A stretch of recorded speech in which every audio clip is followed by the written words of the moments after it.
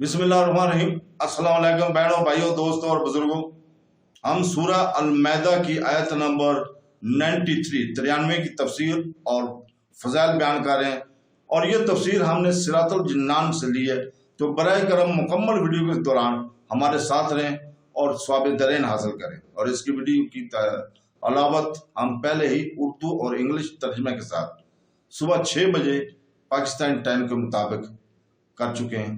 تو دوستو، جو اللہ تعالیٰ اس آیت میں فرماتا ہے، جو ایمان لائے اور انہوں نے نیک عمل کیے، اس پر کھانے میں کوئی گناہ نہیں، جبکہ ڈریں اور ایمان رکھیں اور اچھے عمل کریں، پھر ڈریں اور ایمان رکھیں، پھر ڈریں اور نیکیاں کریں، اور اللہ نیکی کرنے والوں سے محبت فرماتا ہے۔ یہ آیت مبارکہ ان صحابہ کرام رضی اللہ کی حق میں نازل ہوئی جو شراب حرام کیے جانے سے پہلے وفات پا چکے تھے، اور چونکہ شراب حرام نہ تھی تو وہ پی لیا کرتے تھے۔ جیسا جب ان کے بعد شراب کی حرمت کا حکم نازل ہوا تو صحابہ کرام رضا اللہ نے تو ان کی فکر ہوئی کہ ان سے شراب کے متعلق کچھ ہوگی یا نہیں۔ نیز جو صحابہ کرام رضی اللہ تعالیٰ عنہ دیگر شہروں میں موجود ہیں اور انہیں اس بات کا علم ابھی نہیں ہوا کہ اللہ تعالیٰ نے شراب حرام قرار دے دی ہے، اگر وہ اس ناعلمی کی کچھ عرصہ میں شراب پی لیں تو ان کے بارے میں کیا حکم ہے؟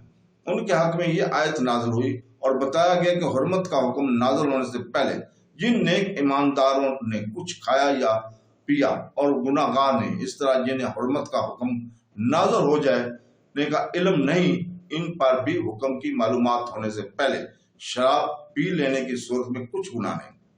اس آیت مبارک میں لفظ اتقوا، جس کے معنی ڈرنے اور پرہیز کرنے کے ہیں، 3 مرتبہ آیا ہے۔ پہلے سے مراد شرک سے بچنا، دوسرے مراد تمام حرام کاموں اور گناہوں سے بچنا، اور تیسرے سے مراد شبہات کا ترک کر دینا ہے۔